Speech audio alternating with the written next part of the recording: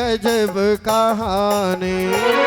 खाए बूढ़ा तो आए जवानी, खाए बूढ़ा तो आए जवानी।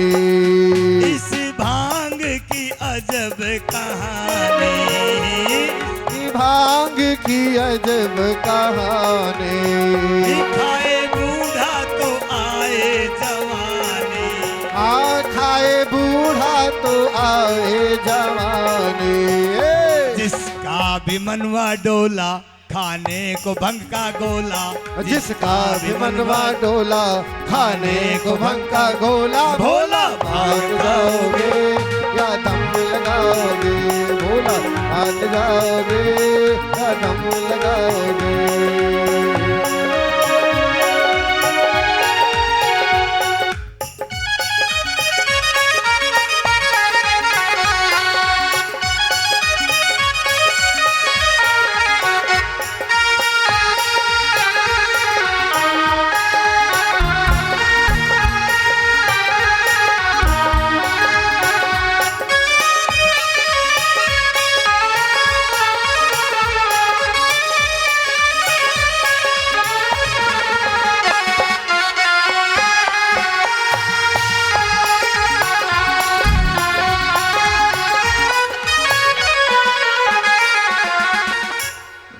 शंकर भगवान की, भूतनाथ महादेव की। इस प्रकार से सुखदेव जी कहते हैं, राजन बारात चल के हिमाचल के द्वार पर आई। बहुत विस्तार की कथा पहले भी कई बार हम सुना भी चुके हैं, लेकिन ज़्यादा विस्तार श्री राम कथा में है। तो आइए, हिमाचल के द्वार पर आई मैनावती परीक्षण के लिए, हाथ में थाल सजा कर के लिए दूल्हे का परीक्षण करने के लिए द्वार पर आती हैं। जब भगवान के ऐसे विकट रूप को देखा, भयभीत होकर के वहीं थाल फेंक करके और मैनावती वापिस महल की तरफ दौड़ गई। सभी ऐसे वेश को देखकर, भूत प्रेतों को देख करके भाग गए। एक भूत ने आकर के भगवान शिव से कहा, बाबा चले। क्या बात? भूत ने कहा, अब भी कुछ बाकी है। भगवान ने कहा, अरे आए हैं तो विवाह करके फिर जाएंगे, इस तरह कैसे जाएंगे? भूत ने धीरे से कहा, क्या अब भी यकीन है कि विवाह होगा? बाबा ने कहा, होगा क्यों नहीं? अरे विवाह क्यों नहीं होगा? जब विवाह करने आए हैं तो विवाह होगा। भूत ने कहा, बाबा देखा नहीं, ये तुम्हारी सास आई थी, थाल फेंक करके चली गई रोते पीटते हुए, और दरवाजा बंद कर लिया। अब धीरे से निकलने में फायदा है। बाबा ने कहा, ऐसा नहीं है। अरे हर जगह की अलग अलग परंपरा होती है, अलग अलग रिवाज होता है।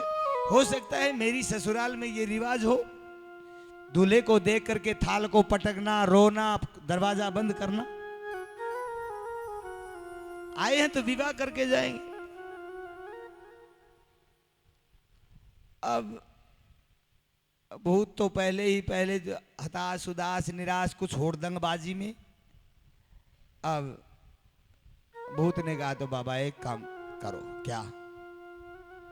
विवाह तो होता रहेगा, कोई बात नहीं, हो चाहे ना हो, हमें क्या मतलब। पहले खाने की व्यवस्था बनाओ, भूख लगी है। भगवान शिव ने कहा, खाना तो विवाह के बाद होता है, पहले कैसे?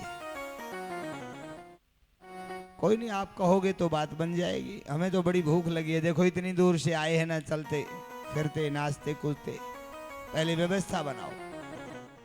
भूतों ने सोचा, खाना तो मिले, दुल्हन तो दूल्हे को मिलेगी, मिले चाहे ना मिले, हम तो खाना खाने आए। भगवान शिव ने ब्रह्मा जी को बुलाया। ब्रह्मा जी ने कहा, तुम तो विधि हो, विधि का विधान तो तुम बनाते हो, आज से विधान बनाओ, विवाह बाद में होगा, खाना पहले होगा। भगवान शिव मानो जानते थे आगे कलयुगी जीव कैसे आएंगे, उनकी व्यवस्था पहले बना करके गए। ब्रह्मा जी ने हिमाचल को आदेश दिया। हिमाचल ने कहा कोई बात नहीं महाराज, आप कहते हैं तो पहले खाना लगवा देते हैं। बड़े सुंदर परोसने वाले इकट्ठे किए, नीचे आसन लगाए गए, पंक्तियों में बिठाए गए और अच्छे अच्छे समझदार जो जिमाने वाले थे वो कोई रसगुल्ले, कोई लड्डू, कोई जलेबी, कोई इमरती, कोई बर्फी, कोई पूरी, कोई सब्जी, कोई जल। तो सबसे पहले तो पत्तल वाले आए, तभी तो आए पीछे से। आगे आगे पत्तल वाला डाल रहा है, जिसके एक मुख एक पत्तल, दो मुख दो पत्तल, चार मुख चार पत्तल, किसी के चारों तरफ मुख चारों तरफ पत्तल। आगे गया कोने पर एक ऐसा महाशय बैठा जिसका मुख ही नहीं है। अब पत्तल डालने वाले ने देखा इसको कैसे जिमाना है, इसकी पत्तल कहां रखनी है। फिर सोचा इसके मुख ही नहीं है तो खाएगा कैसे। उसको छोड़ करके वो आगे बढ़ा, पीछे से उसने उसका कमीज पकड़ा, झटका मारा और बोला मेरी पत्तल कहां है। और जैसे ये सुना, बाप रे बाप, पत्तल को फेंका, भाग गया। अरे ये कहां से बोला, मुख दिखाई नहीं दिया। अब देखा भगवान शिव ने ये व्यवस्था भूतों की बना नहीं सकते। भगवान शिव ने उन सबको बुलाया जो जिमाने वाले थे। उन्होंने कहा इधर आओ। आए, भगवान शिव ने कहा देखो तुमने जितना भी खाने पीने का जो भी प्रबंध किया है ना, सारी सामग्री एक तरफ रख दो, एक तरफ रख दो और तुम पीछे हट जाओ। ये भूत हैं और भूतों का जिमाना तुम्हारे बस का नहीं है, इसलिए तुम इस तरफ आ जाओ। ये अपने आप उछलते कूदते नाचते खाते रहेंगे, क्योंकि इनके कोई मर्यादा नहीं है। न तो इन्होंने हाथ धोने हैं, न चप्पल जूती उतारनी है, न कुछ झूठ कूट का कोई ध्यान देना है। शुद्धता का कोई मतलब नहीं है। उसी से खाएंगे, उसी से लेंगे और उसी से डालेंगे। अब ऐसा ही किया। जैसे ही सारा प्रबंध बनाया, सारी सामग्री को मेज पर सजा करके रख दिया गया, जिमाने वाले आ गए, भूतों को छोड़ दिया और भूत टूट करके पड़े। वो उससे ऊपर को, वो उससे ऊपर को। आज भी भगवान शिव ने आज के लिए वो व्यवस्था बनाई। उसे पता था कलयुग में ऐसे ही भूत होंगे जो जिमाए नहीं जाएंगे। बड़े बड़े करोड़पति अपने हाथ में प्लेट लेकर के एक एक पूरी की इंतजार करेंगे कि पूरी कब मिले, मुझे रोटी कब मिले। किसी के ऊपर सब्जी, किसी के ऊपर दही, किसी के ऊपर रायता समेत जूती। न कोई शुद्धता न अशुद्धता, न कोई झूठ न कोई शुद्धताई, सब समेत जूतियां चढ़ जाते हैं खाने के ऊपर। कोई जाति कुजाति, धर्म अधर्म, शुद्धता अशुद्धता, कोई ग्लानि नहीं।